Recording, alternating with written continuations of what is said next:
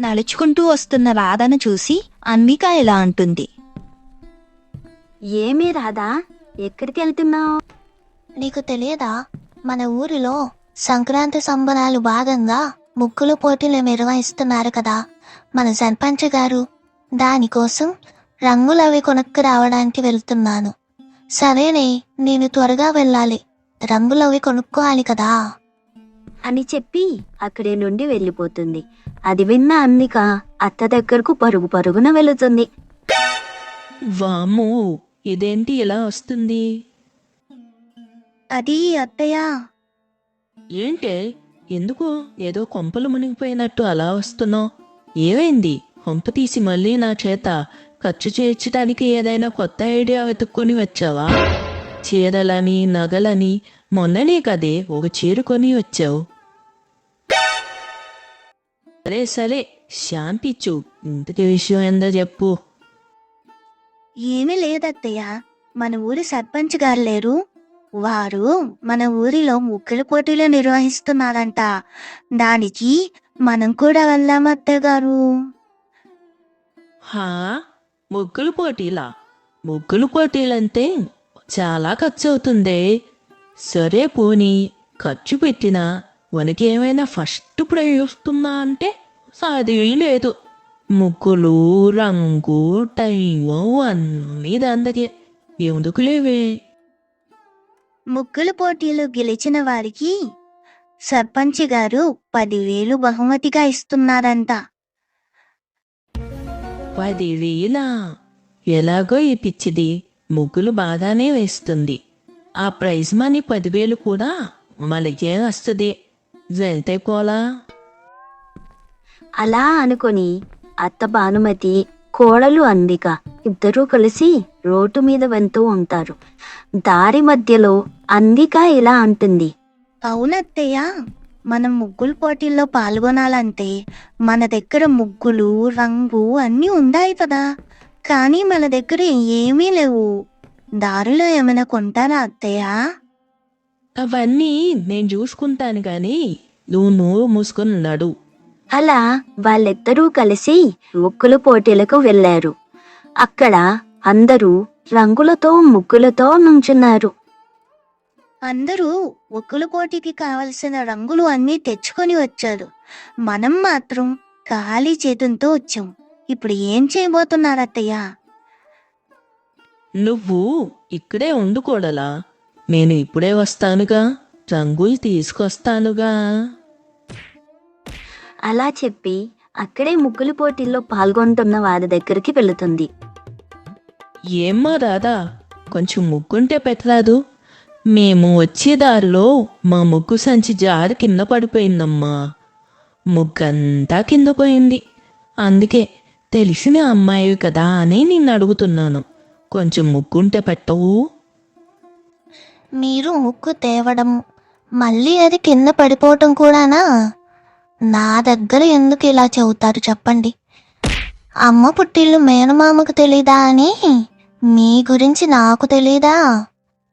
సరే తీసుకోండి, ఏం చేస్తాం, పక్కింట్లో ఉన్నందుకు తప్పుతుందా? మీ పిసినారితనం ఎప్పుడు బాగుపడుతుందో ఏంటో అంటూ రాధ విసుక్కుంటుంటే చిరునవ్వు చిలుకరిస్తుంది భానుమతి. ఆ తరువాత పక్కనే ఉన్న శారద దగ్గరకు వెళుతుంది. ఏమ్మా శారదా, బాగున్నావా? అత్తమామలు ఎలా ఉన్నారు? అబ్బాయి ఏం చేస్తున్నాడు? ఇప్పుడు ఇంట్లో అందరూ బాగానే ఉన్నారా? కొసరి పలకరింపులు ఆపండి. అవసరం లేనిదే మాటైనా మాట్లాడరు. అలాంటిది ఇన్ని మాటలు మాట్లాడుతున్నారంటే ఏదో అవసరం ఉంది. అది ఏంటో చెప్పండి.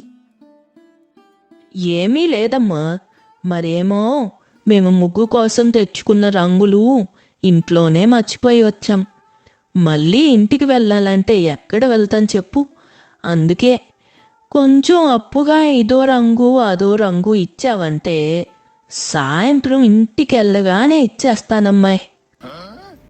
ఏంటి, మీకు అప్పిచ్చింది మళ్ళీ మీరు తిరిగి ఇవ్వడమా? అది అసలు జరిగే పనేనా? మీరు ఇంటి దగ్గర మర్చిపోయినా ఏం పర్వాలేదులేండి. ముగ్గులు పోటీ మొదలవ్వటానికి ఇంకా 10 నిమిషాల టైం ఉంది. ఆలోగా ఇంటికి వెళ్ళి కావలసినవన్నీ తీసుకొని నిదానంగా రండి. నా సమయాన్ని వృధా చేయకండి. ఇక్కడి నుంచి వెళ్ళండి. చీచీ, ఇదేంటి ఇన్ని మాటలు మాట్లాడింది? నేనే అనుకుంటే నాకన్నా పిసినారిలాగా ఉంది. అయినా మొహం మీద ఇలా ఎవరైనా చెబుతారా? చెప్తా. టైం వచ్చినప్పుడు చెబుతా. ఏదో కొద్ది రంగు పెట్టమన్నందుకు ఇన్ని మాటలు మాట్లాడుతుందా? అనుకుంటూ మిగతా వారి దగ్గర కూడా ఇలాగే రంగులు అడిగి ఇచ్చిన వారి దగ్గర తీసుకొని తిరిగి కోడల దగ్గరికి వస్తుంది. వామ్మో అత్తయ్య, ఇన్ని రంగులా? మనం కొన్నా కూడా ఇన్ని రంగులు రావేమో. మరందుకే అన్నారే, పండుకున్నోడికి ఒక కూరే కానీ అడుక్కున్నోడికి 66 కూరలు. అవునత్తయ్య. ముగ్గు వేయటం ప్రారంభించండి. ఆ మాట వినగానే అందరూ ముగ్గులేయటం మొదలుపెట్టారు. ముగ్గులు వేస్తుండగా అందిక అత్త భానుమతితో ఇలా అంటుంది. అత్తయ్య, ఇక్కడ అందరూ మనకన్నా బాగానే వేస్తున్నారు. ఆ ప్రైజ్ మనీ 10,000 మనకే వస్తుందంటారా? ఓసి పిచ్చి మొహం, దాని గురించి నేను చూసుకుంటాను కదా. నువ్వు ముగ్గులు వేస్తుండు, నేనిప్పుడే వస్తా. ఏదో ఒక చిన్న బాక్స్ ముగ్గు అడిగితే ఎన్ని నిష్ఠూలాలాడుతా ఇచ్చావే రాదా? ఇప్పుడు చెబుతా ఆగు నీ పని అనుకుంటూ ముగ్గు వేస్తున్న రాధ దగ్గరకు వెళుతుంది. ఏమ్మా రాధా, ముగ్గు వేయకుండా ఏంటి ఆలోచిస్తున్నావు? ఏం లేదు పిన్ని. మధ్యలో ఏ చుక్కకి ఏది కలపాలో అర్థం కాక తల పోటు వస్తుంది. దానికెందుకమ్మా అంతలా ఆలోచిస్తున్నావు? నేను చెప్తానుగా. నిజంగానే మీరు నాకు సహాయం చేస్తారా? కావాలని ఏదేదో చెప్పి రాధను కన్ఫ్యూజ్ చేస్తుంది. దాంతో రాధకి ఏమీ అర్థం కాక తల కొక్కుంటూ ఉంటుంది. అమ్మయ్యా, ఈ రాధ పని అయిపోయింది. నేను పెట్టిన మెలికలో నుంచి కోలుకునే లోపు ముగ్గులు పోటీలు కూడా అయిపోతాయి. ఇంకా ఎవరు మిగిలారప్పా? అప్పుడే శారద కనిపిస్తుంది. ఏమే శారద, నీళ్లు తాగుతున్నావా? కాసేపు ఆగితే నీ ముగ్గు తాగుతుంది నీళ్లు. ఇందాకెన్నేసి మాటలు అన్నావే. చెప్తా.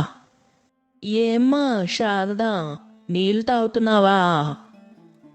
కాదు, పాలు తాగుతున్నా. కనిపించట్లా? భానుమతి కావాలని శారద మీద పడుతుంది. శారద చేతిలో ఉన్న నీళ్లు మొత్తం ముగ్గులో ఒలికిపోతాయి. శారద అది చూసి ఏడుస్తుంది. ఏమీ తెలియనట్టు క్షమాపణ చెప్పి అక్కడి నుండి వెళ్ళిపోతుంది భానుమతి. మన ఊరి సర్పంచ్ గారైన శ్రీ నాగయ్య గారు ముగ్గులు పోటీల్లో గెలిచిన వారికి 10,000 బహుమతిగా ప్రకటించారు. అంతేకాదు, ఈ ముగ్గుల పోటీ నిర్వహించింది కూడా ఇతనే. కాబట్టి విజేతలు ఎవరో సర్పంచ్ గారే చెప్పాల్సిందిగా కోరుతున్నాను. విజేతలు ఈ ఊరి అత్తాకోడలు భానుమతి ఇంకా అన్విక. ఆ మాట విన్న అత్తాకోడళ్ళు సంతోషంతో ఎగిరి గంతేస్తారు. స్టేజ్ మీదకు వెళ్ళి బహుమతిని తీసుకుంటారు. దాంతో పోటీలో పాల్గొన్న వాళ్ళందరూ వారి ముగ్గులు చెడగొట్టినందుకు కోపంతో ఊగిపోతారు. అది గమనించిన అత్తాకోడళ్ళు పరుగు పెడతారు. ఇది ఇవాల్టి కథ. మరొక ఆసక్తి కథలో మళ్ళీ కలుద్దాం. అంతవరకు సెలవు. ఛానల్ని సబ్స్క్రైబ్ చేసుకోండి.